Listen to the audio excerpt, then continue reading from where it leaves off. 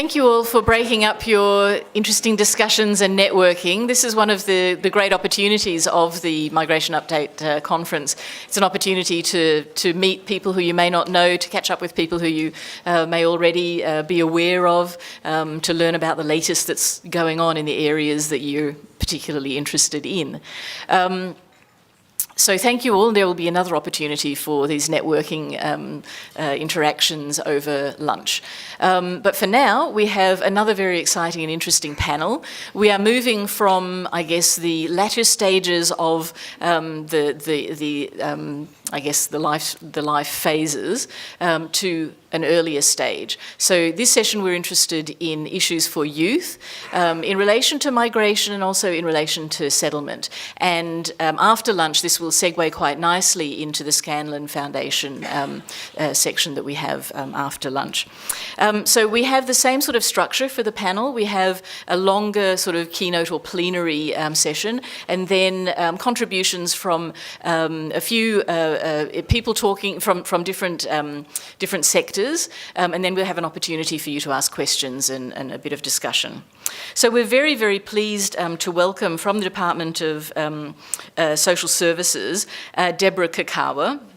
Deborah is Assistant Director, Research and Methods of the National Centre for Longitudinal Data.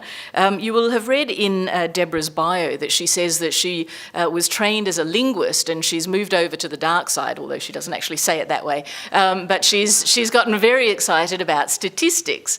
And I teach a Masters of Social Research Methods. And often people on what I call our side of campus, the social sciences, the humanities, the arts, etc., are a little bit scared of statistics. And trying to convince people of the value of being able to say things about groups of people with a level of certainty that the use of statistics can allow you is actually really quite valuable. So we're really pleased to have Deborah, who's come over especially for the Migration Update conference, and she'll be speaking for about 20 minutes to you. Thanks, Deborah.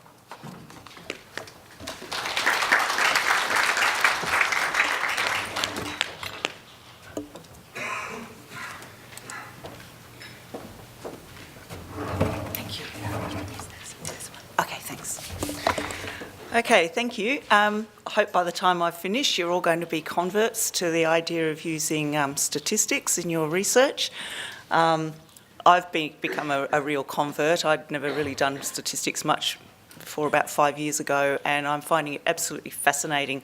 Having said that, I should note that I'm actually not an expert in either youth or immigration issues, but I have become quite adept at using this data set, which I'll talk to you about today, about humanitarian migrants, and it's very interesting, some of the things that it can actually show us. So the data set that I'm using, and I'm hoping some of you have heard of it, but it's a fairly new data set, is Building a New Life in Australia, and it's the longitudinal study of humanitarian migrants. And today I'm going to be talking about some of the issues that the youth face. The survey itself is focused on a group of humanitarian migrants who came to Australia in 2013. And we have 3 waves or 3 data collection points of the data currently available. And the good news for you, if anyone is interested in looking at the data, is that it is publicly available, so you can apply for it and go digging around in the data yourselves. But in the 3rd wave, we actually decided to ask some of the children directly about their experiences since arrival in Australia, and that's what we'll be looking at today. So I'll just give you a very quick overview of BNLA, Building a New Life in Australia. I do talk in acronyms. I am a public servant, so you'll just have to get used to it. All right, so BNLA started in 2013-14, and we had the first wave of data collection in that year, and it was the first of 5 planned waves of data. So the point about longitudinal data is we go back to the same people every year or every data collection time point, and we ask them and we find out from them how they're going. This allows you to see changes over time, which cross-sectional data doesn't allow you to see. So We collected this data through surveys via home and telephone interviews. So we had wave 1 was home, telephone, and we're just about to go out into the field for wave 5, and that will be a home interview. We have a lot of expert interviewers who are proficient in the languages of the respondents. 90% of the first wave of interviews were collected in languages other than English. So who are the respondents? They're humanitarian migrants who either arrived or were granted their permanent visa 3 to 6 months before the Wave 1 interview. So basically, I think it equates to they arrived in 2013 between April and October. We collected information from the primary respondent, the primary applicant, and the secondary applicants as well, over the age of 15. Not all the secondary applicants agreed to participate, so some migrating units, we've got the full complement, others we've only got one out of all the eligible people. We collected it from select sites around Australia, but they represent most of the states in Australia and both urban and regional areas. Having said that, because we don't necessarily have representation at a state level, we can't say this is a representative data set, and because it would be very easy to identify from where we collected the data individuals, we do not release state-based information or do state-based analysis for this data set. But the good news is, in the 2017-18 budget for this year, we have been granted ongoing funding, so we are looking at how we're going to go forward with Wave 6 of BNLA. So in Wave 3,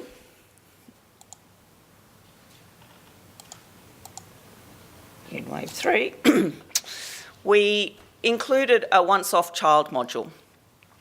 So the way it worked was that we approached families with children, and we randomly selected 2 children from each family, up to 2 children, and the primary carers of those children, it could have been the primary applicant, but in most cases it was the secondary applicant and who was the mother, and they answered a very short questionnaire about children between ages of 5 and 17. We also asked permission to interview any of the children between the ages of 11 and 17, which means that we've got matched pairs of data for parents and children, and interestingly enough, they don't always coincide. So as we've only got one wave, this one is cross-sectional, but we can use this data to find out a whole lot of things. So this is basically what we asked them. You can read as well as I can, so I'll leave you to it. But I will just point out a couple of things. So the parents answered in relation to the child, and the child answered in relation to themselves. But the child interviews were only for the 11 to 17-year-old children. The experience of traumatic events, we only asked the children two questions about that, whereas we asked the parents a series, whether they'd experienced 10 specific events. So there's a slight difference there. We didn't ask the parents whether the child had experienced those events. We also asked questions which together form a measure of whether that person is likely to meet the criteria for PTSD, post-traumatic stress disorder. We asked the child those questions so we can determine whether that child is likely to meet those criteria. We also asked the parents about themselves. So that's the difference there. It's about a parent response there. And there's a whole lot of other stuff we asked them. I will draw your attention to the top one, and this is the Strengths and Difficulties Questionnaire, and this will be referred to from now on as SDQ. It's a measure of the risk of developing social and emotional behavioural problems. This measure is quite well known worldwide, and we also ask it in 2 of our other longitudinal surveys. So I'm going to show you some comparisons a little bit later on. So the Strengths and Difficulties Questionnaire is basically a set of 25 questions, and they can be divided into 5 domains. and I'll just go over those now. Okay, so the emotional symptoms domain has 5 questions in it. You get a maximum score of 10. Conduct problems, the same. Hyperactivity, same. And peer problems. Those 4 can then be put together and to give a score out of 40. Now, because these are measuring difficulties, higher scores represent more problems. So high scores in these are bad. And the flip side of that, the strengths, is a pro-social scale. Again, five questions, maximum of 10, but because this is a positive thing, a higher score in the pro-social scale is a good thing. So the averages here are probably a little bit meaningless in themselves, but I did want to show you. So if you have a look at the total difficulty scale, you can see that there's quite a difference between the older children and the younger children, and also for the parent-reported for the older children and the older children self-reported. So there's some difficulties there. They have different cut points at which it's considered acceptable. So you'll notice that the parents think that their younger children are quite hyperactive compared to other domains. Okay, and the total difficulty score for the parent-reported scores, any score under 13 is considered normal or close to average, and any score under 14 for the self-reported child questionnaire. So on average, the children are well within those averages, those scores. But if we look at it a slightly different way, this is the guy that developed this had a huge sample from the UK, and they developed a series of norms. So they had a look at the scores and they said, where is the cutoff point for 80% of the population? And then they applied those scores to individual children. So basically 80% of the population was taken to be in the normal or close to average category. So we then look and see how our scores fit into that.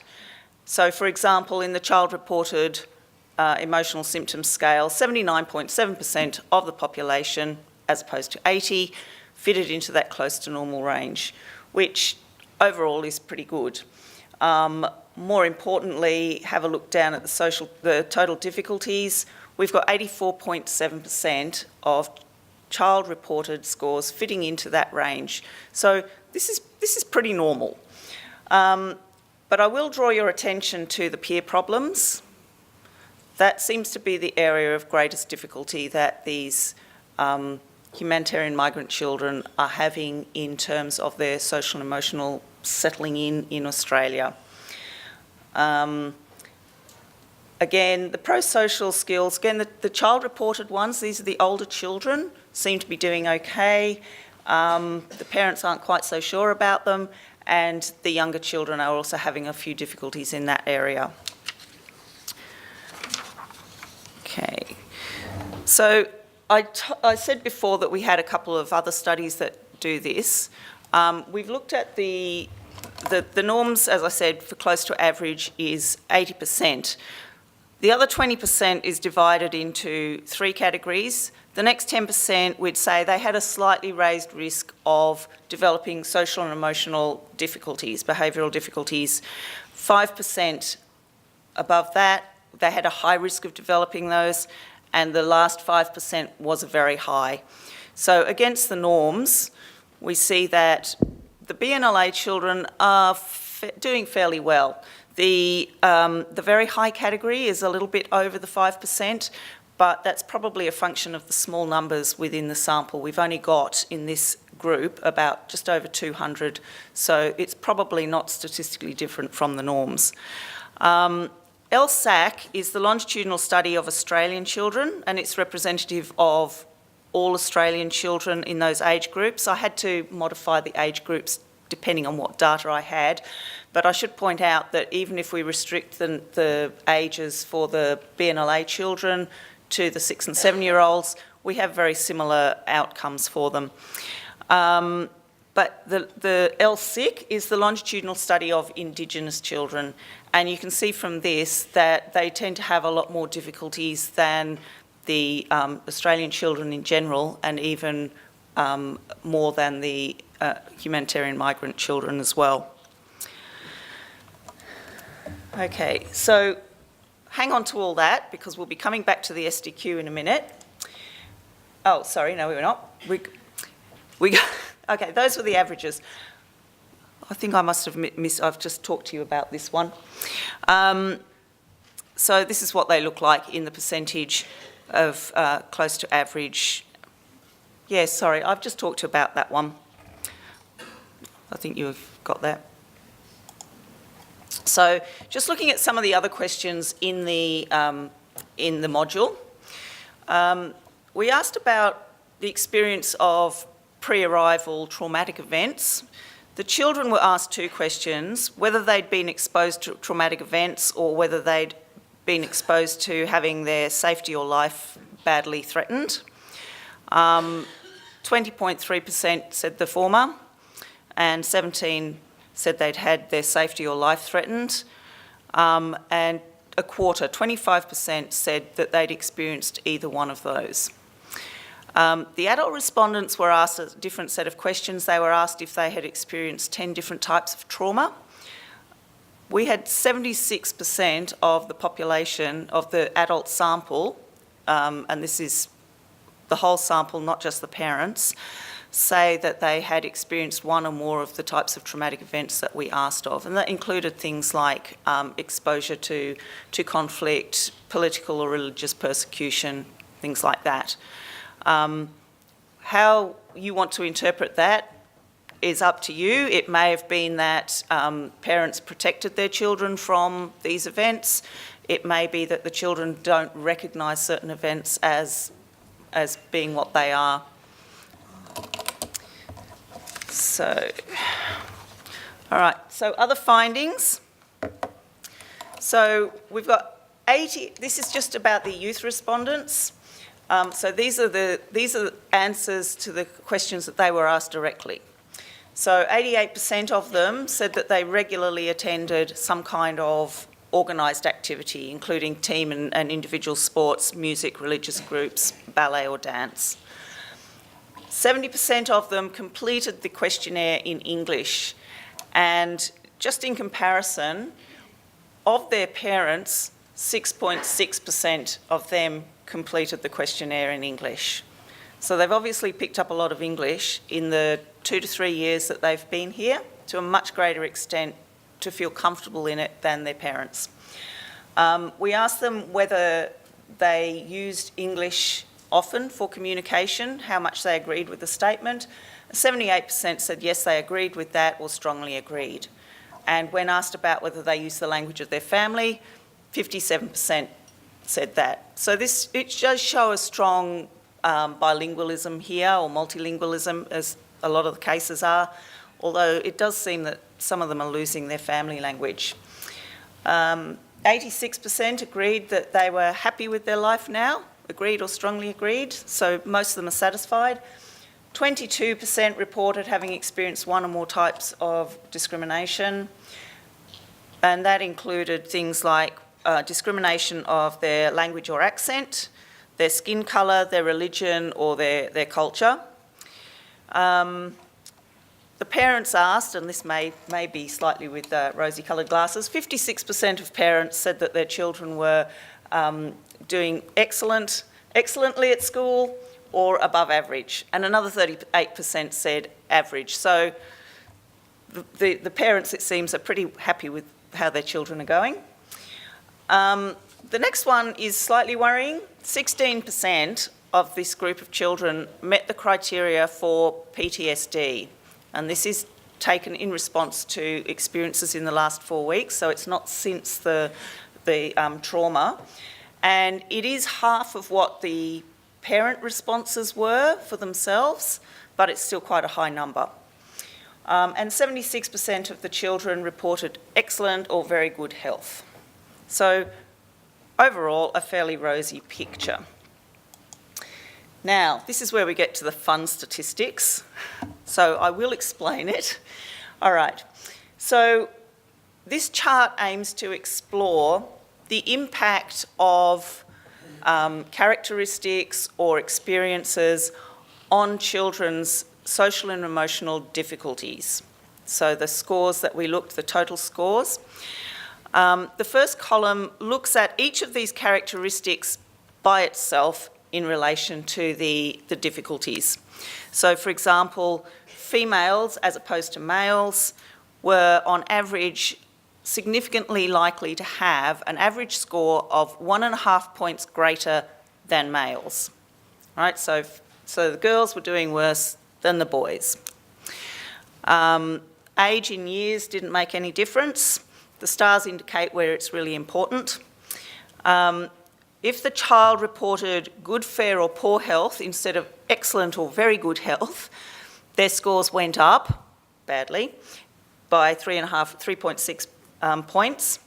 But if they regularly attended activities, it went down for them by 2.6%. So attendance at activities is good for their social and emotional difficulties scores. If they were happy with overall with life, it went down 3.9%. If they met the criteria for PTSD, up, they had greater difficulties. As the same with experience of discrimination, that's quite a large jump. And if they had experienced traumatic events or had their life or safety threatened, it increased average scores by 1.8%. However, these characteristics do not occur in isolation. So each child has a different combination of those characteristics. So in the second column, marked multivariate, that is what happens to the scores when we put all those characteristics in together and consider them all at the same time. We notice that being a girl is only marginally significant. It's not playing a very great factor. So basically, boys and girls are more or less the same, as is age. There's no difference between the 11-year-olds and the 17-year-olds. However, if their health was poorer, their scores were higher by 2 points. If they regularly attended activities, they had greater scores of 2.8, which is even bigger than in the bivariate model. Happy with overall life, they went down. Meets criteria for PTSD, went up. Experience of trauma went up. But interestingly, experience of traumatic events or life or safety threatened is not significant. So when you take other factors into account, their experience of these kind of traumatic events does not have an impact on their current social and emotional development. And I think the reason for that is because not everybody who has experienced that necessarily has PTSD, but if you have experienced it and have developed or show the symptoms for PTSD, then it's the PTSD that's going to impact on the score. And very quickly, a quick summary of what we've seen today. So around 80% of children have total difficulties in the close to average range, which is basically what we want. But peer problems, when you break it down, is the area of greatest difficulties for them. The majority of BNLA children are engaged with school and their parents report they're doing well. And on the whole, they tend to be making the shift to English, so there's obviously good communication there. And regular attendance at activities and having better health are associated with a lower risk of developing social and emotional behavioural problems, but experience of discrimination is experienced with increased problems. Now, you can use the data, as I said before. If anybody is interested, I would point you to the National Centre for Longitudinal Data website, where you can get instructions on how to do that. I'm currently writing a report that looks at BNLA in depth across a whole lot of topics, not just the youth module. And there is currently a limited amount of research available based on BNLA. So again, go to the NCLD website or the AFE's website, or just type in Building a New Life in Australia. And the last one is anyone interested in social research. This is quite a good website for you. It's an electronic research repository of bibliographic detail. It doesn't have it tells you where to go, but it doesn't have the research in it itself, that uses all of DSS's for longitudinal studies, including HILDA, which I haven't talked about today, but the other two children's studies, LSIC and LSAC, and BNLA. And also it has another one called Journeys Home. Thank you.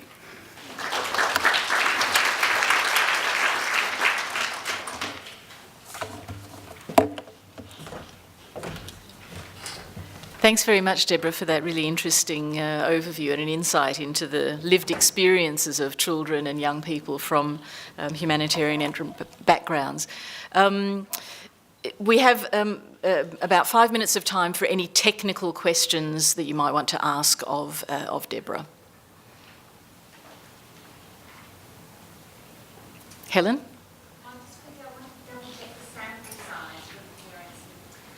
Yes. Overall, we've got responses from the parents for about 694 children. We've got 427 of the youth, the older cohort answered in, and we've got matched pairs for about 400. So it's reasonable, but not huge.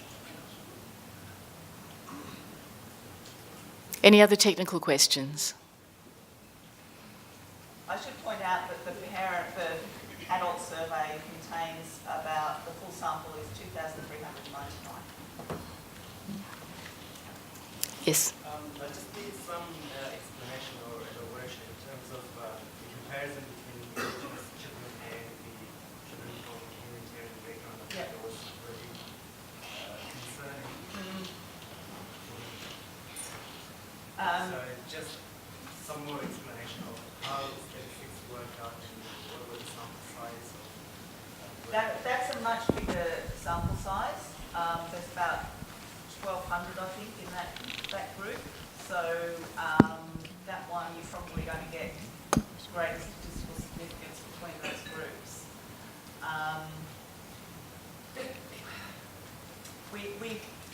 We are aware that, well, actually what I should put a caveat around this is that although this measure is promoted as being culturally transferable, I sort of have reservations about how much that is so. And I think that certainly expectations of Indigenous parents are quite different from what we might think. So for example, one of the questions asked is about whether they have at least one good friend, and which is considered important in our cultures, but not necessarily in theirs. If they've got the support of family, that's more important than having the support of a peer.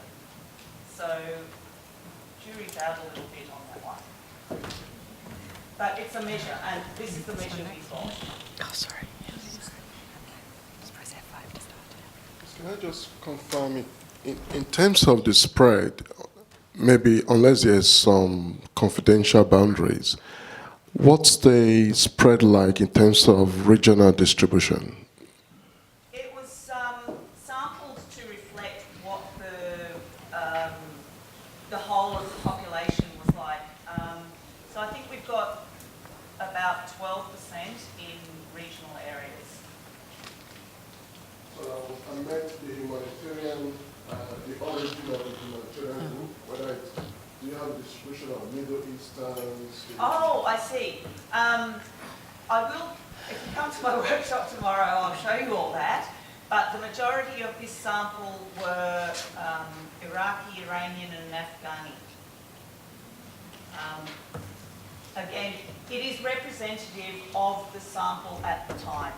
The mix of countries that humanitarian migrants are coming from obviously changes very quickly. We've now got a lot of people coming from Syria.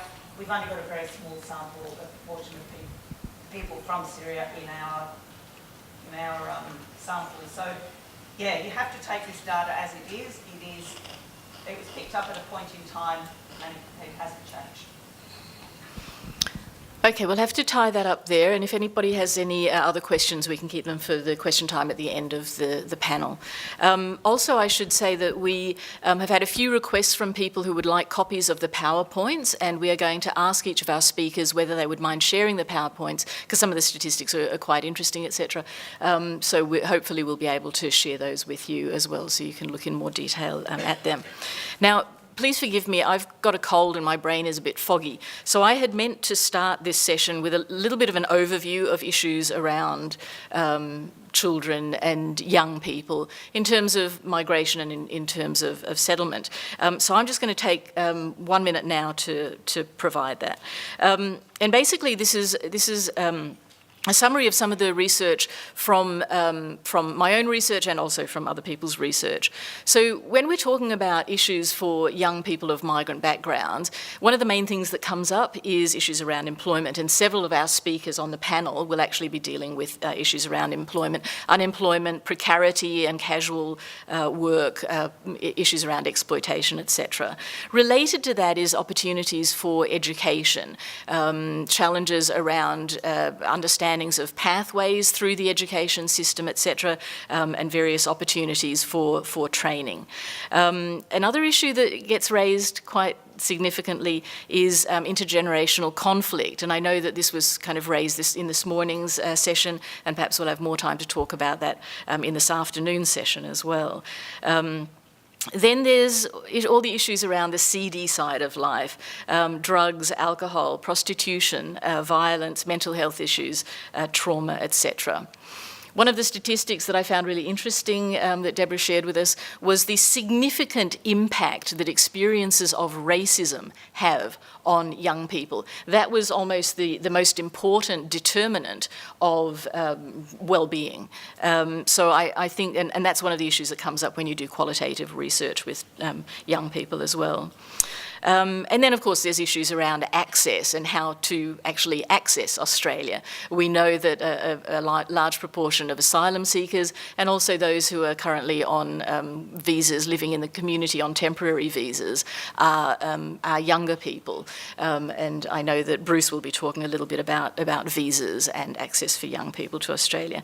But we also must match these kind of negatives for young people with positive experiences and positive opportunities that young people present in the areas of migration and settlement. So young people are often more capable or more resilient in terms of taking opportunities and running with them. They're also more accepting of diversity, and this afternoon you'll see some interesting statistics from Andrew Marcus's research that show significant differences in terms of attitudes of young people compared to older people in Australia in relation to diversity. There are opportunities for young people in terms of social inclusion, again, in relation to sports, etc., opportunities for internal mobility and for creativity. And a number of qualitative research projects have used young people's creativity to get a sense of their story of settlement. So I guess to tease out, to parallel, to give more depth to the sorts of statistics Deborah was talking about, we have all sorts of interesting projects with young people, including photo voice projects, opportunities for young people to develop musical or artworks, etc., to convey their experience of settlement. Okay, so that's my brief introduction that was supposed to be before Deborah. Now, we're very pleased that we have Bruce Needham from the Department of Immigration and Border Protection. Bruce has been a very active contributor for our committee for the organisation of the Migration Update, and Bruce is going to talk about visas, going to give us some links so that we can go away and find more information ourselves, and he'll also talk about visa reform. Thanks, Bruce. Thank you very much, Farida, and thank you very much, ladies and gentlemen. It's a real privilege to be here. To my fellow panellists, thank you very much. It's never good to be in the crosshairs. And to my colleague, Sian Manton, who shares the visa load with me in the department, thanks for being here with me. First and foremost, I want to express my appreciation to the Whadjuk people for giving me the most beautiful place in the world to live. I think they're fantastic. I thank everyone that came before them and everyone who's going to take us into the future. I'm going to talk to you today about migration. I'm hopeless at these things, so let's hope I get it right. Thank you. To be frank, visas are a way of managing the movement of people across borders. That's quite simply it. It's how we understand the status of people who reside in Australia who are not citizens. But there's a lot to come from visas, and that's part of the discussion today. While holding a visa might trigger certain rights and privileges, and in our paradigm, this might be services to do with settlement, might be education, health, social welfare, a range of services. The visa itself does not automatically give you that entitlement. It's not what my department administers. What it is other departments and service providers have decided that the visa status is their access point. And that's a really important distinction. Our agency is often asked to comment on health and welfare and other things, and I'm sorry, it's not something that's in our domain. But nonetheless, we contribute to the whole of government discussion, and we try and make sure that our visa settings reflect the settings of other government agencies. I'll talk today very quickly, and it's always embarrassing following statisticians because I'm so not one. But I'll try and give you some numbers, but importantly some links to where the very deep understanding of migration can be found, and that's a migration story that we have information on dating back from 1945. So you will get a PDF, there's web links on it, and hopefully you'll be able to research. So my department, here's an overview of our operations. It's a really significant one. And what I'll say in comment is in Western Australia, we generally host about 15% of the nation's medium to long-term migration. And around about 10 to 20% depending on the visa product of the short-term migration. And that's been a fairly consistent theme over time, probably with the exception of WA's long-standing boom and bust cycles. When the boom is on, we get a little bit more, and when the bust comes along, we get a little bit less, but it's not a great variation. I've highlighted some in red, and they're the ones I'll go into a little bit more detail about. But firstly, visitor and special purpose visas are the bulk of temporary visas by a country mile. The average stay on those visas is less than 2 weeks, even though validity is 1 to 12 months for most, except in the case of New Zealanders, and I'll leave New Zealanders well alone because they're a whole category unto themselves, and there's plenty of information about New Zealanders. But the vast majority of people who come to the nation, frankly, are holiday makers. And one of the implications is if we say dependents are around about 25–30% of those visa applicants, we've got a lot of kids coming for a very short period of time. And so that's got some interesting implications for us. And I'll just talk briefly about temporary skilled visas. They are entirely designed around Australia's economic needs. They target people who are aged 18 to 45 years of age, and stay can be as short as 2 weeks, up to 2 to 4 years, depending on the category of visa. And they're allowed to bring dependents. So there's another interesting twist in terms of the sort of migration that might come. Don't specifically have figures because that varies from month to month, year to year, according to who applies. But when you're targeting 18 to 45 years of age, you're generally in the family zone. So. But I'll talk more broadly about international education visas, and there's some numbers there for you. International education has been growing steadily since 2009-10 and is now Australia's third largest export earner. It's a really significant, over $20 billion a year in export. The vast majority of visas, as you'll see by the numbers, were granted to people under 30 years of age. Most have entered the higher education sector. That is the university sector in the main, with vocational education, English language and non-award courses around about half the number when you add all of those together. So it's a very strong push towards higher education. The school sector and postgraduate numbers are relatively very low in comparison to the others. And all of the information is available on a pivot table that you can manipulate yourself at the web address I've provided. The length of stay on a student visa is related to the course of study and can be from 6 months up to 5 years. Most commonly they're around about the 3-year mark, which sort of marries with the university degree cohort that we get. What I will say is more than 117,000 of the visas we issued last year came from India and China, which is a dramatic shift in our source countries over time. The temporary graduate visa is a visa for people who have graduated from prescribed courses in the higher education sector and supports graduates to gain relevant work experience. That undertook a dramatic change in 2013-14 and was refocused towards the higher education sector and university graduates. Last year, there was 31,900 of the visas granted to university graduates. So there's a really strong push. If you take that in the context of lots of people under 30 coming for 3 to 5 years to go to university, and then the vast majority of people who go onto this visa falling out of that category, we've got a pretty strong nexus about stay and people probably in their formative adult years in Australia. And that's one that hopefully we will discuss over the journey. The Working Holiday Maker program. Only available for people 18 to 30, and this comes entirely out of bilateral arrangements with other countries. Comes in 2 visas. The 417 visa, which is an uncapped arrangement we had with several other countries in reciprocal arrangements.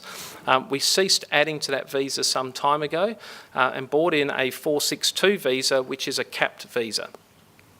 Works on the same reciprocal arrangements, except we have a limit on the numbers from each country per year. They each come with a first-year validity and a second-year conditional visa that can be granted. The conversion rate is only about 25%, so 75% of the people who come backpack around Australia and leave. So it's an interesting statistic. There has been a steady decline in numbers since 2012-13, but I'll premise that with while the globe was in meltdown financially, the numbers went kaboom from 2008 to 2012, and what we're seeing is probably a correction back to where the world was. But I'll also note that we were so successful in getting backpackers that a number of other countries have replicated our visas and have decided to compete with us for the backpacker market. So it's an interesting time. Permanent visas, and this is one which obviously strikes in the longer term. The government has set the migration planning levels for 2017-18 at the same levels as 2016-17. So that means 190,000 place cap on migration. 68% of the program will go to skilled applicants and 32% to family applicants. And what we will be doing is obviously targeting the skills that are needed to build the future of the nation. The skills program will target, again, on a permanent basis, the 18 to 45 age group, people with the relevant skills, and just by its nature will attract people who are in the children's zone, by and large. However, obviously having children is not a requirement under our migration programs. In the family stream, about 47,000 of the places that will go into the family stream, and which is a significant proportion, will go to partner visas. The visas that remain of some note are the parent visas, which constitute around about 9,000 places, and child visas, which constitute several thousand in themselves. Australia also resettles over 13,000 humanitarian entrants each year. They're supported by the government's resettlement schemes. Dependents, and this varies again from time to time, but in my experience, generally in the ballpark of a third, somewhere in that sort of range, but I'm sure my colleagues at DSS will feel free to correct me over the journey. And I'll focus in on the child visas, and I'm lucky I run the program for this visa, so I can talk to you at length about it if you like after the session. It consists of 4 subclasses. That is the child subclass 101 and 802 visas, the adoption visas, the orphan relative visas, and the dependent child visas. What I would say about this particular program is it's probably the one most riddled with fraud in our department, and the one where the applicants are probably most highly vulnerable, both in terms of the sponsors and in terms of the applicants. And just as recently as today, there's a media article about concerns about child exploitation and whether some of the orphanages that we're drawing people from really are orphanages. It's an incredibly challenging visa. So on one hand, we see the incredible rewards of legitimate migration involving children. On the flip side, we have child exploitation and potentially child slavery. So a very, very challenging visa, and the staff I have working in this particular area are extremely challenged by what they're confronted with. So as you might appreciate, there's quite a rigorous process that surrounds them. And obviously, for children coming out of foreign countries, particularly young age, there's a number of service requirements which will then flow as they come into Australia. And on citizenship, another topic that's hot in the news at the moment. Over the past year, 137,750 people are able to gain citizenship, and that includes child dependents, who make up roughly a quarter of the caseload. There's 19,200 citizenship by descent grants. They are largely children born offshore who are seeking Australian citizenship, a number of whom will want to come back to Australia, and largely to expatriate Australians. There was 52 adoption grants, which is a very niche part of citizenship, but largely children adopted to citizen parents. What I'd say to you is that one thing about citizenship is it's a transition in the community. You have to be a permanent resident to be eligible for citizenship. So it's not adding to net migration as such, but it is quite an important step, and like visas qualify you for certain services, so does citizenship qualify you for certain services within the nation. So there are implications as to whether you're a citizen or a permanent resident in terms of that. And the bit I was excited to get to, because this is still live. Currently, my department is undertaking consultation to modernise Australia's visa system, and to be frank, we're in a rapidly mobilising global environment where digitisation is taking off. And we need to look at what is the product of the future on 2 fronts. One is facilitating Australia's place socially and economically in a globally competing world. And the other part is global concerns about the safety and security of communities. So it's really important that we go out and look at the visa system of the future. And there is a public consultation currently on our website, and I hope that conversations like this trigger people to have the conversation with government about how they might want their visa system to work, and encourage migration that benefits the individuals in Australia and also benefits communities.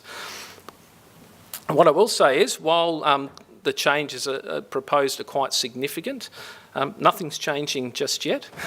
Existing visas will remain in place. The proposed simplifications need to be discussed, and the community and subsequently the Parliament will need to debate them. And any reforms that do come from it, we would expect would still meet our international obligations. So we still have our place as a global citizen that we have to consider. But I really encourage you, please become engaged in it, because these discussions about social cohesion, about ageing, about youth, about transitions, really help inform visa design and the way that we as a nation want to embrace our community and grow it. And on that note, I'll come to the end, and I've left the big question mark for the panel, who I'm sure will help you. Thank you.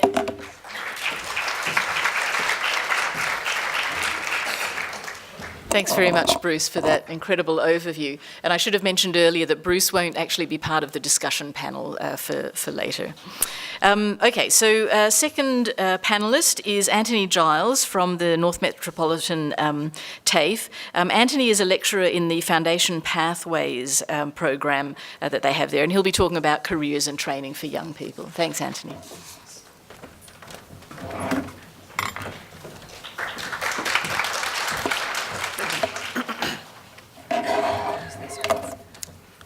Thank you, and thanks for inviting us to be part of it. Just to give you a bit of background on myself, I've been working in English as a second language for about 15 years. I've been at TAFE for about 10 years, and in the last 3 years have been more involved in employment. We run ESL programs, but we also include lots of employment programs with that, so writing emails, writing resumes, even doing a practice cafe where people can develop employability skills. And in that, in the last 2.5 years, I developed a program with a careers counsellor called My Path, and the aim of that was to really help migrants to develop career pathways, really research career pathways, looking at current employment projections, and then support that with resume writing and doing interviews and things like that. So my presentation today is just to give you some observations, and this is not just myself. I've consulted our department and got some of their observations, talked to students as well, and there's a little bit of research in there as well. So I hope it's useful.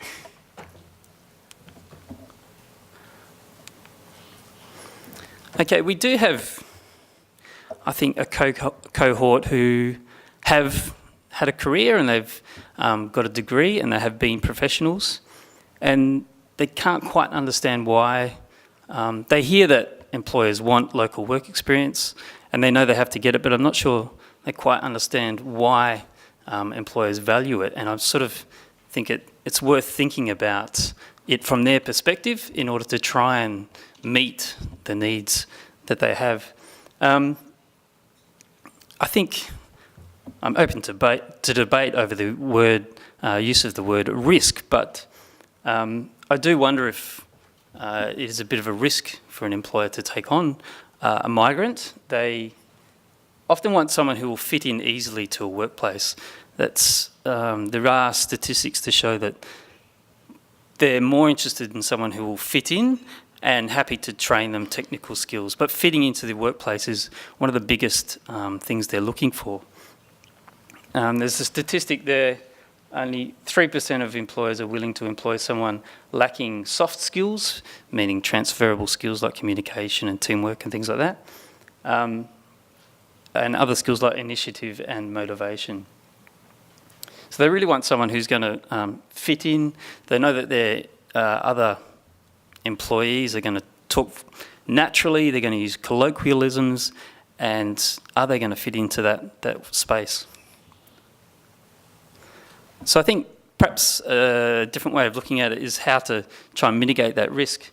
So I think any experience that migrants can get, whether it's volunteering, work placements, I know they're not always easy to get, but any volunteering that shows that you can be part of an Australian workplace and function in an English-speaking environment shows the employer, well, it shows them a lot of things, shows initiative, but also gives them a bit of confidence, I think, that you can function in that space. Another thing, I know South Metro TAFE are getting quite a good reputation for taking people with degrees and recognising prior learning, but then giving them just a few modules from a diploma to give them a diploma, and those modules might include things like local regulations and codes and things that perhaps that's the knowledge that they're lacking in their degree to fit the local market. So that's another way you could perhaps mitigate risk a bit. I think networks as well, word of mouth jobs are a really good way, and really about a third of employers only use informal methods for employing people. So they're using word of mouth as a bit of a filter. So if the worker you have, you get along with and you know fits in, chances are their friend will also fit in. So it's a bit of a filter. But a lot of migrants don't necessarily have good networks where they can sort of get job offers or hear about jobs. So I think anything to develop those networks would be good, whether it's sporting clubs, church groups, anything. Because if you can get get to an interview through word of mouth, you're looking at perhaps 2 people going for that job rather than something like 17. So you've got much better chance.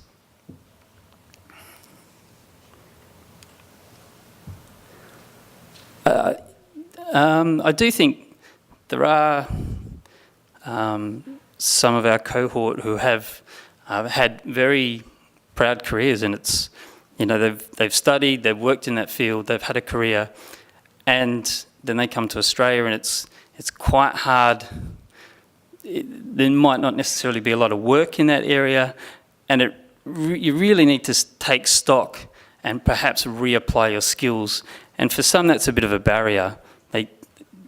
I think it takes a lot of sort of higher functioning to actually be able to take stock of your skills, look at the local employment market, and reapply them in a different way.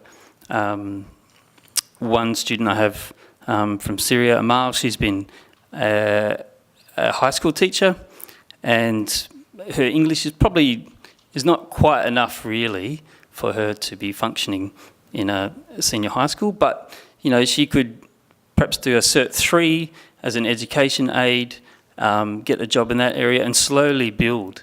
So I think another way of being flexible is to get into the industry that you want to work in, but perhaps at a lower level, and work your way back up.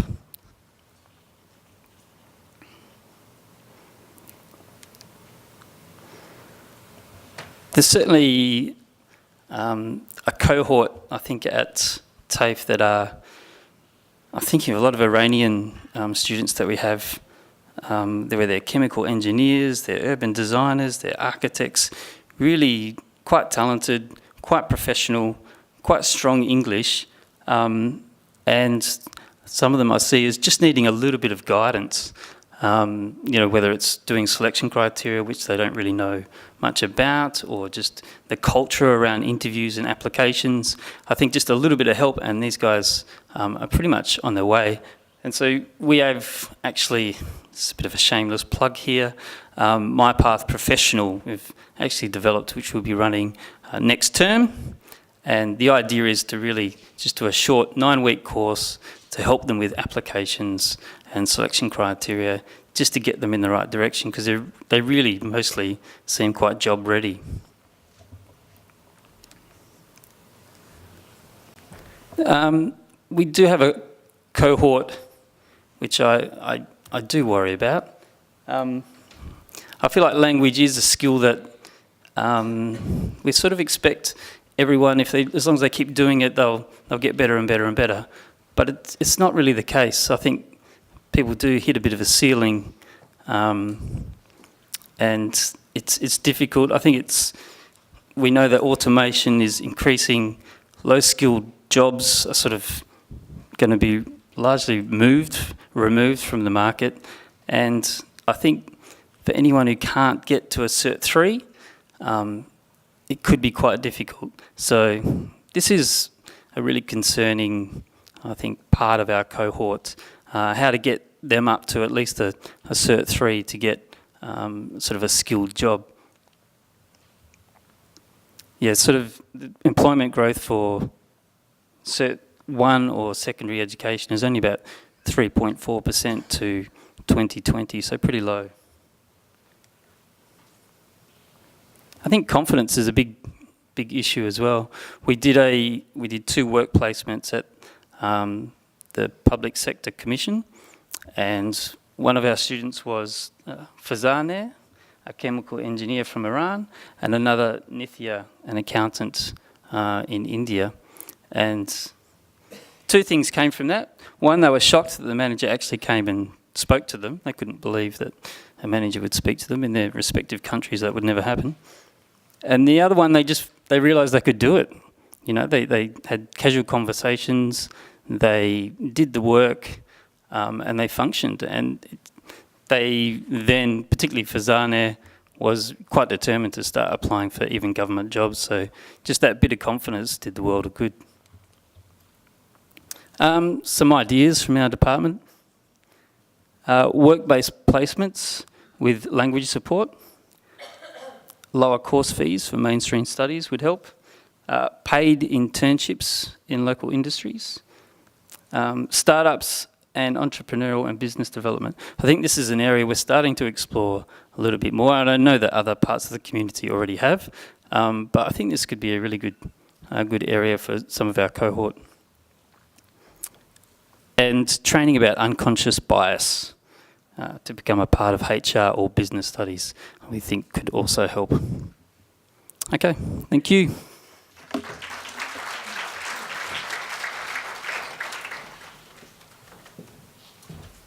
Thanks, Antony. Well timed. And I'm reminded of some research we did more than 10 years ago with humanitarian entrants, and we were asking employers about what are the barriers to employing people from humanitarian entrant backgrounds, and some of the sorts of issues that you raised, the soft skills kind of issues, etc., and kind of these subtle forms of discrimination were among the main factors that were raised. But what I found really I guess, enlightening about your presentation was, well, how do we deal with those problems rather than simply reiterating them again? So thank you so much for that. Our next speaker will provide a bit of a youth perspective. Sara Shengeb is probably known to many of you. Sara's position is Project Support Officer with the Youth Affairs Council of Western Australia. She's also a student at this university, so very happy to welcome Sara to talk from a youth perspective. Thank you.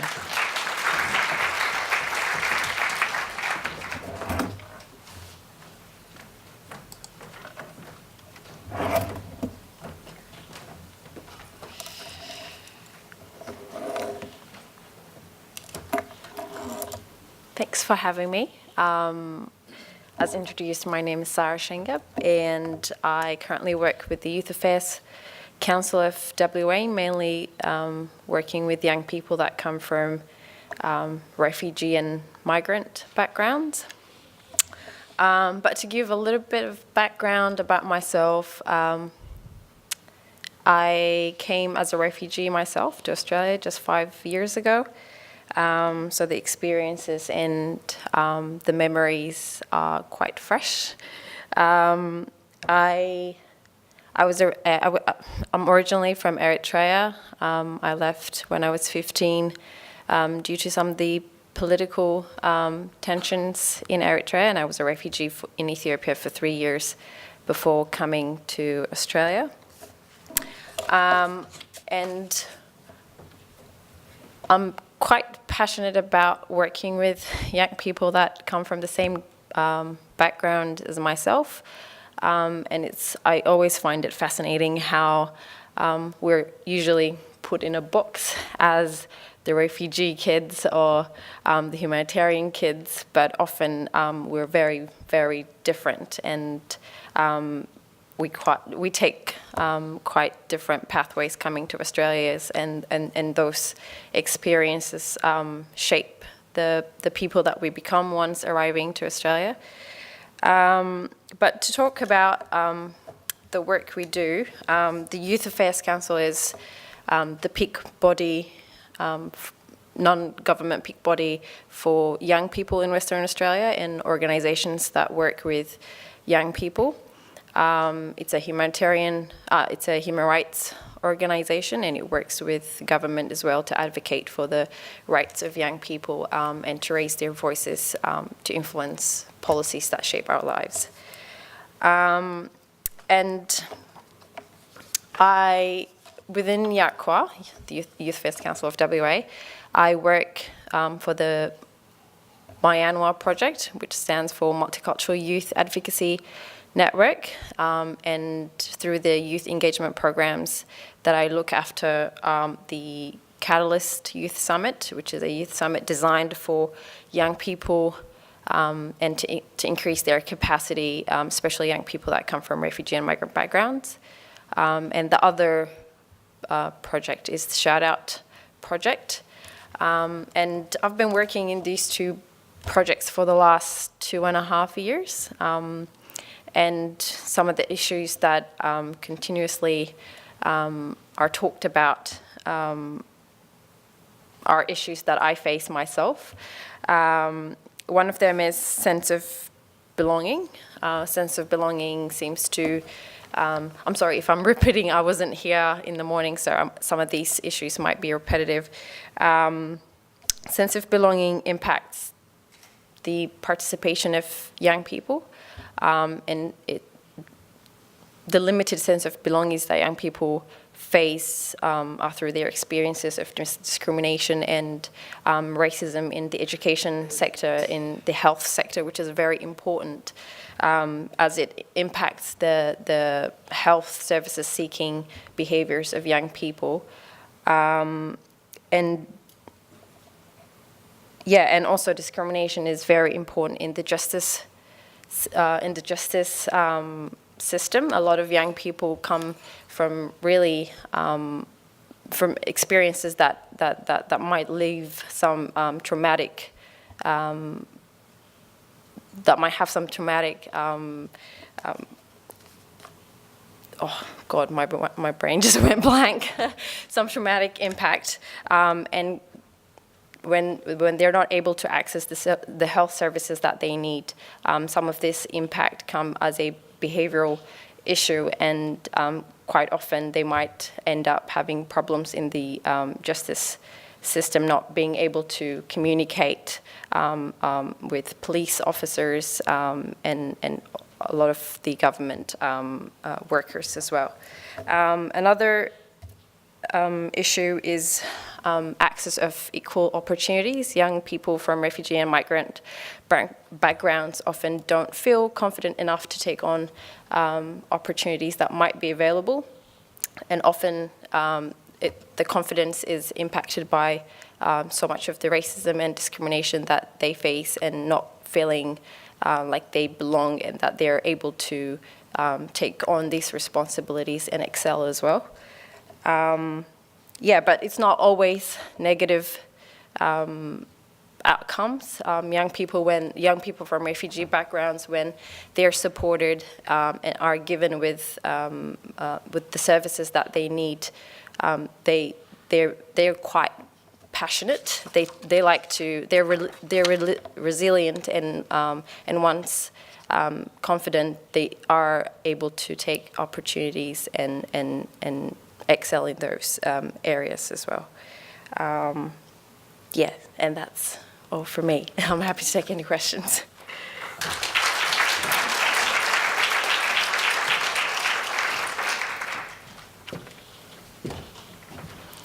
Thanks, Sara. Great. So our final speaker in the panel is Pat Branson. Pat is the Principal Campaign Officer for the Australian Services Union Western Australian branch. We're really privileged to have the participation of a number of the unions as well as the Chamber of Commerce as part of the migration update. I think it really adds a really useful dynamic and perspective. And Pat's going to talk about some research that she has done within the union around issues for migrant women. Thank you.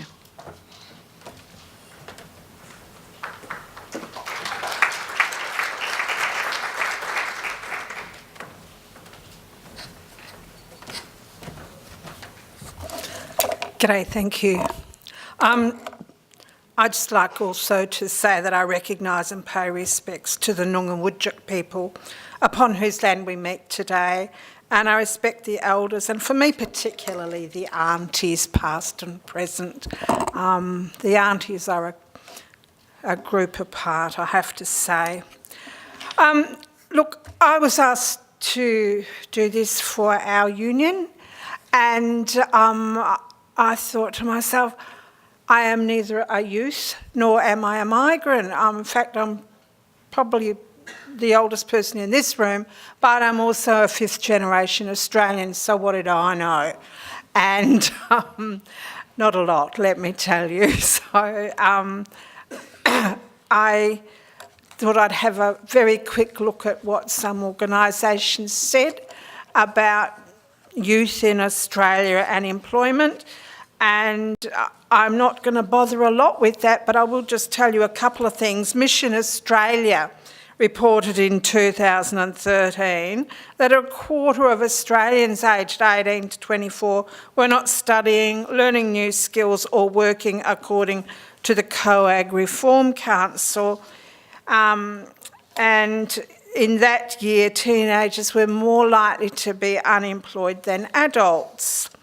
The Brotherhood of St Lawrence surveyed in 2016, and unemployment for youth in Australia was between 10.7 and 11.6%, and in Perth, and up to 21.8% in the Hunter region, excluding Newcastle.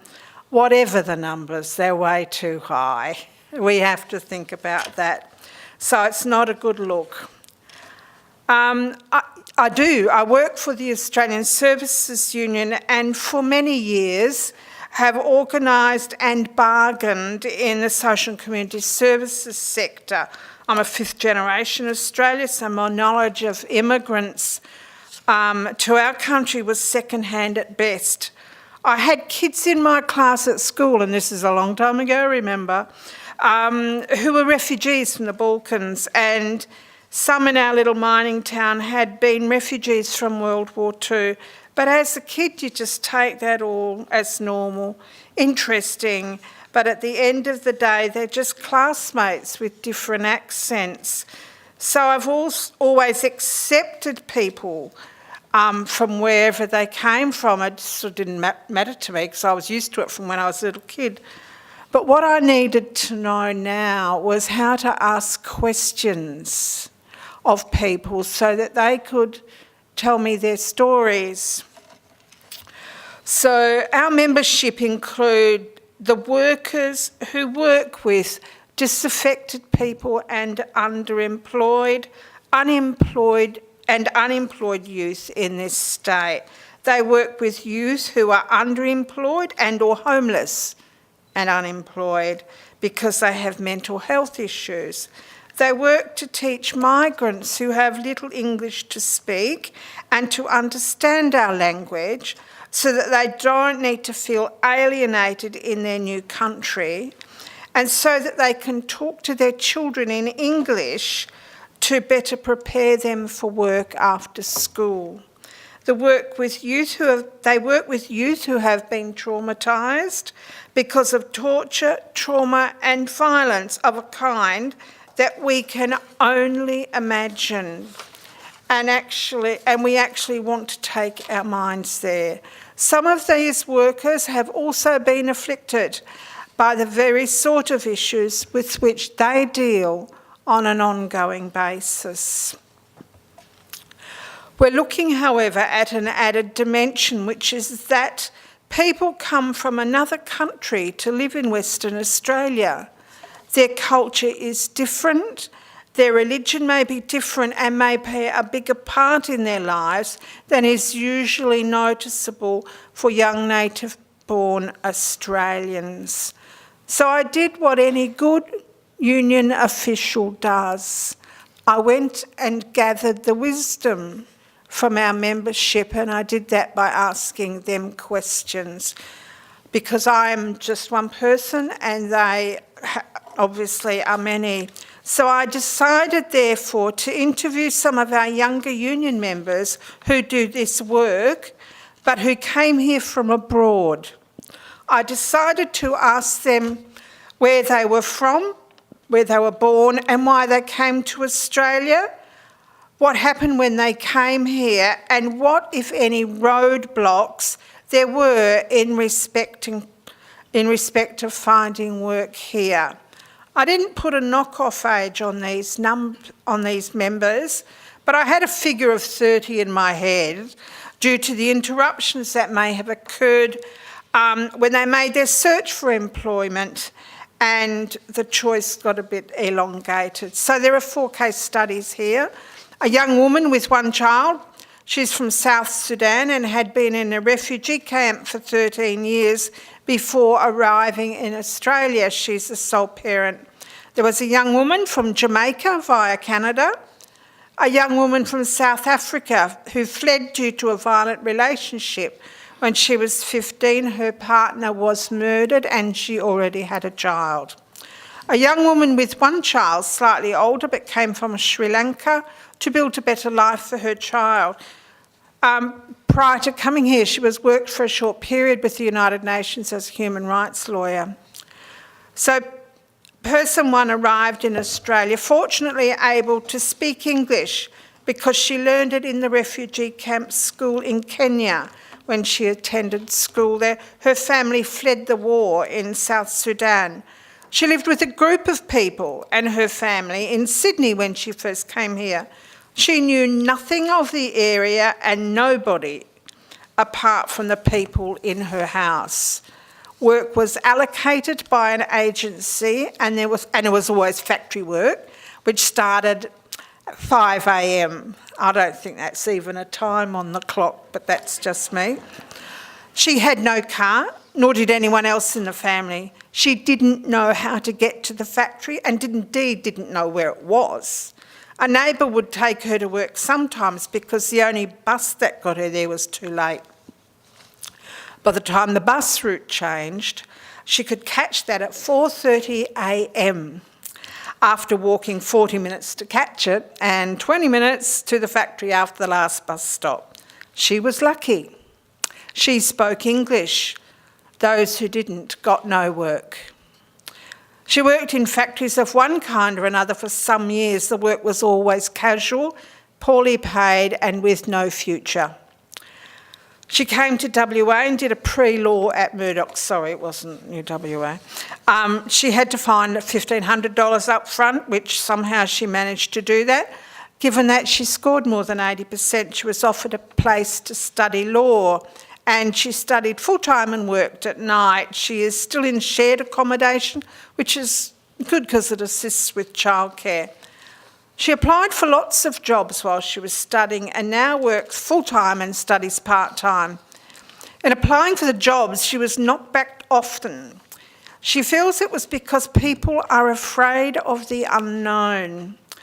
She clearly met all the criteria. She had colleagues who are African, who have graduated some years ago, who still haven't found work. Employers want experience as well as skills, but it's difficult to get the experience if no one will give you a chance. If you can do a placement in the public service, you're more likely to be offered work there. There is still prejudice, she suggests, that promoting workplaces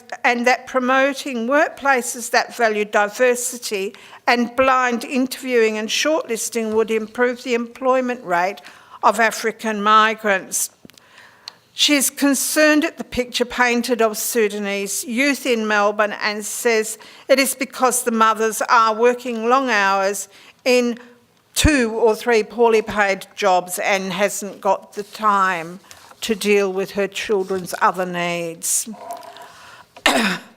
I'm sort of getting a bit of a wind-up time, so I'll talk a bit about, very briefly, about the young woman who migrated from Jamaica to Canada aged 2 and commenced tertiary studying in Canada and Wales and finally got 2 master's degrees. She was only ever offered short-term work, and when she was in London at Harrods, she had to work down in the basement because she wasn't the right sort of colour for people at the front of the shop to see, apparently. So her comments on coming to Western Australia were that she felt very comfortable here and she felt welcome. In Sydney, she'd been accosted in the street and told to go back where she came from, and she hasn't had any of that in Perth. She now works in a community and social and community services sector organisation and volunteers in 2 other organisations in the sector. This member is interesting. She was born in South Africa. Her father was an Australian citizen and moved out here, but she stayed behind because she was 15 and had a child. And her partner was violent and then he was murdered. So she needed to get out for her own safety, so she came to Perth She finished school when she came here and started going to university. She worked part-time in jobs to assist with that, which were easy to get when the economy was good, but she was out of luck when it wasn't. She felt that discrimination was more for her because she had some mental health issues from what had happened to her in her past, and was a very young single mother, particularly when she tried to rent accommodation. Her English is excellent, and her and her young brother used to practice Australian by watching and copying Steve Irwin when he was on TV.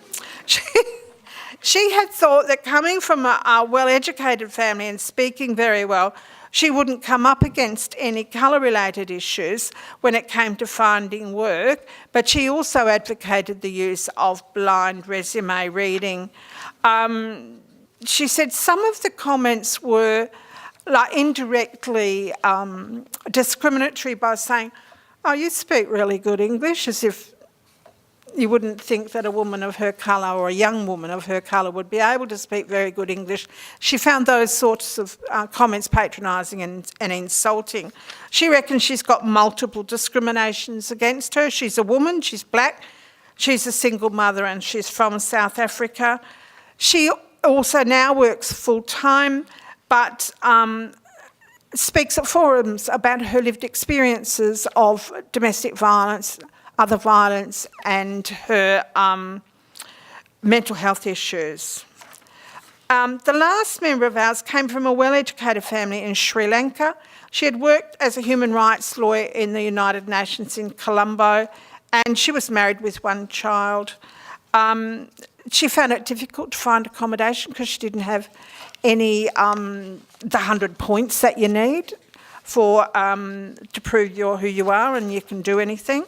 So she sort of laid on the tears a bit and said how could her child go to school if she didn't have accommodation. So that's how she got the first place to rent. She does volunteer work at Oxfam and the Red Cross. Her first job was because somebody she knew, and she became a kitchen assistant in an aged care facility. She had no idea what to do. She'd been a human rights lawyer, but she said it was the best thing. Gave her the opportunity to learn new skills, such as how to use a dishwasher, and also to talk to elderly people about their life, and they were very happy to talk to her. It took her 5 months to get a job after applying for many jobs, obviously. And she said that when she walked into the workplace she now works, she felt like she was coming home. So that's obviously a good fit. She's employed as a counsellor. Her own Sinhalese community, however, was dismissive of her when she first came here and went to church because they thought she was poor. I would just like to say in closing that I'm humbled from those women. Their journey has been far more fraught than has mine. They've had huge things to move into a new country, different language and culture, to endure and learn from endurance, to go on and not only find work, perhaps not in the field for which they are drained, and to have no extended family in a country that's new to them. And I'm humbled to have had the opportunity to speak with them about this. Thank you.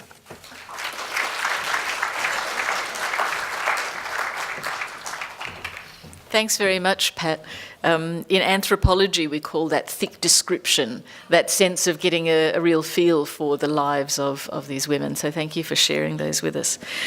We only have a few minutes now for discussion and questions, so let's get straight into it. Yes.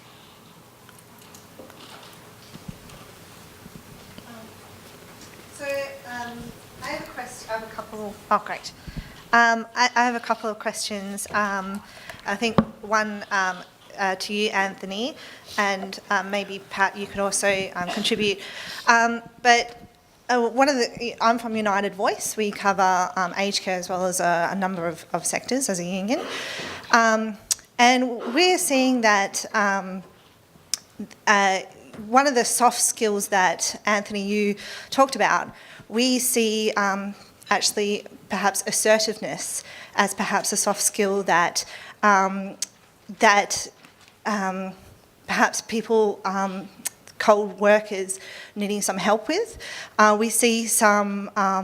We see a lot of industries where cold people are, and I absolutely hear what you're saying about getting the foot in the door in terms of acquiring soft skills, but we're seeing a lot of cold workers who are in fact overqualified or doing work that they, is actually above what they're being paid for in a number of sectors because they're trying to get experience.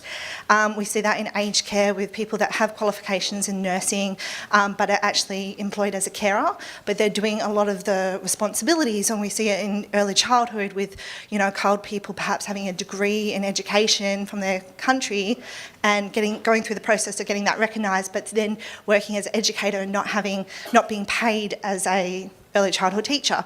So one of the things that we do as a union is talk to our members about having that conversation, especially if they're on a pay rate that doesn't reflect their experience that they bring to that job. And I've had quite a few conversations with cold workers who have said this is like a huge learning curve because never in the culture that they come from, would they actually have that conversation with their employer to say that I believe that I am qualified enough to actually be paid at this higher rate and deserving of this position. And when we support our members going through that process, we find that it is a learning curve for the cold workers, but it also can be a catalyst of a new relationship and their workplace with a mutual respect. I don't know, I sort of get this feeling that in Australian culture, we do, perhaps without acknowledging it, have a culture where we actually really respect people that are assertive in politely asking for their entitlements. Is there a place in your program at TAFE to sort of teach those soft skills and educating the knowledge of what you as a worker are entitled to? Is that something that you do already? Is there a way of linking with other agencies that are there to support workers? And then for you, Pat, I'd love to hear from you in terms of what can we do as a union movement to encourage employers to hire cold workers, especially in positions where they're supporting their cold community, because we're seeing that a lot of the time employers rely on cold people to do this job, perhaps in a volunteer basis, seeing that you have an intrinsic motivation to help your community. But what about paid positions? Are employers overlooking that? How can we encourage that? Thank you. Oh, sorry. Yeah, thanks for your question or questions. As far as students being overqualified, it's so frustrating for them, I would say if you think they're overqualified but they're happy to do the work, let them do the work and they might move upwards in the organisation. They might find other spaces in administration or whatever, but it's so frustrating for them. They just want something to get going and if they're not happy or if it doesn't work out, I'm sure both can make that decision, but I'd say just give them a chance. As far as negotiation goes, I'll go to assertiveness. That's a really interesting observation. It's not something I've really thought about, but I can certainly imagine that being the case. Perhaps if it's their first job, they might not sort of have that confidence to do that. And in some cultures, it might be, a difficult subject to kind of try and broach. We certainly do teach things like negotiation in the workplace and methods for doing that in a culturally sensitive way. So that we do cover those areas. And as far as, I think you talked a little bit about sort of regulations, I suppose, or laws around employment. We don't do a lot of that, and we probably could integrate that certainly in my course a little bit more. I'd certainly take that on board. Hope that helps. Thanks for the question.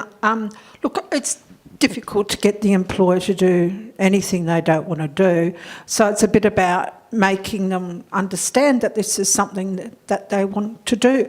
But it's also about educating the people that are currently working about what their rights are. And we have a program where it's just called Your Rights at Work, but what we do is provide information on various aspects. And part of that is about assisting other people and teaching people about what is their legislated right so that they can feel less nervous about asking for anything.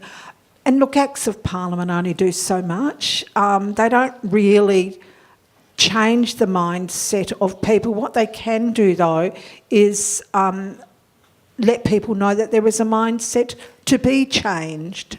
And I find that one of the ways that we can get change in the workplace is through that bargaining process and trying to fit something into each organisation that is useful.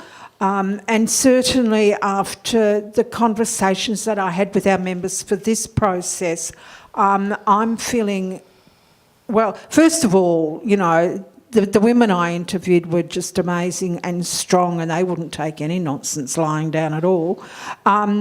But that was because they'd learnt things the hard way as well as being educated. And I think it's a bit about having the conversation with employers and having the conversation with your members who may well have friends who can assist. You know, in the initial stages, it was the people were talking to me were about when they got their first jobs, no matter how pathetic they thought the jobs were or how difficult. That was through members of their community. I don't know if that helps you.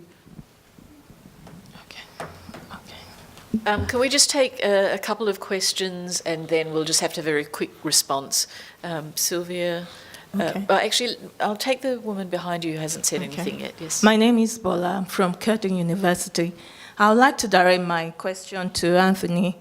I just I'm wondering if you have consideration for employers in regards to training, like cultural competency training, because it's good to be able to assist job seekers from migrant backgrounds to get a job. But I also think it's essential to enable them to retain the job and have a positive employment outcomes like job satisfaction and advancement in their career. So I'm just wondering, in your program, do you have anything for that, for the employers and for the job seekers? So for sort of keeping a job, is that what you're saying? So once you've got a job, maintaining that? Maintaining the job, Yep. being able to retain the job, and also for the employers, being able to understand people from different cultural backgrounds, like cross-cultural communication strategies, having good understanding of diversity, cultural diversity at the workplace. Yeah, we don't have, I guess, a lot of contact with employers. We have a little bit, so we don't have a lot of influence there. I don't really feel. And as far as, it's a really good point about, it's not just getting a job, it's keeping a job. So it's continuing that initiative to maintain your employment. And it's something we touch on, but I guess we don't spend a lot of time doing it. But it's, yeah, I think it's a really good point. In terms of cultural competency training, there are a number of private providers. There's also the Office of Multicultural Interests, I believe, offers some cultural diversity training, and some of the migrant resource centres also offer it. So it is out there for employers who are interested. The issue is, how do you get the employers to recognise how important it is? We'll take one more question.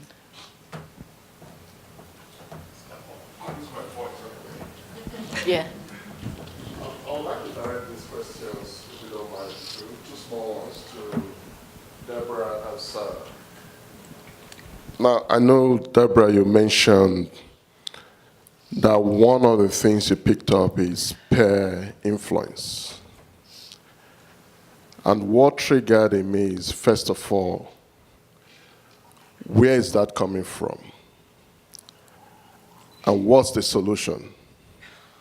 Because I mean, I've had an experience a long time ago where, a little child just seeing me,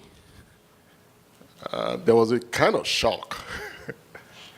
And I know that's a child. I can't in any way take it on a child.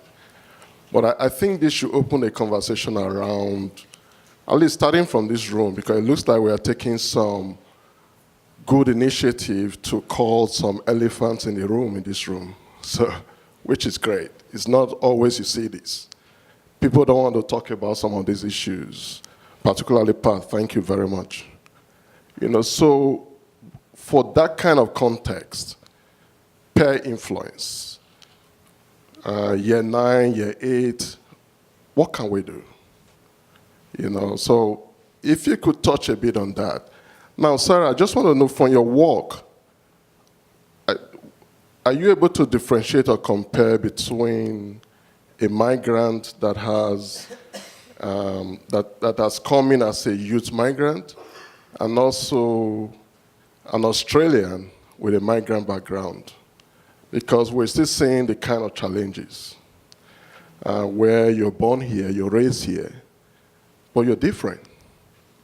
So have you had that kind of experience? And can you just share a few hints in terms of how do you, relate to those kind of different challenges? Or if they are the same, please let us know. Thank you. Just take 1 minute. Yeah.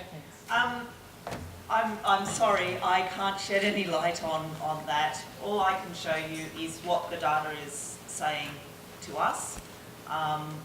Out of all those different domains of sort of socialisation, it seems to be the peer problems that are the greatest difficulty. It will sort of be up to people in the room here to think of solutions. All I can say is this is the problem. Sorry, I can't answer that because the data does not tell me any more than that. Yeah. Could everyone hear that? Yeah.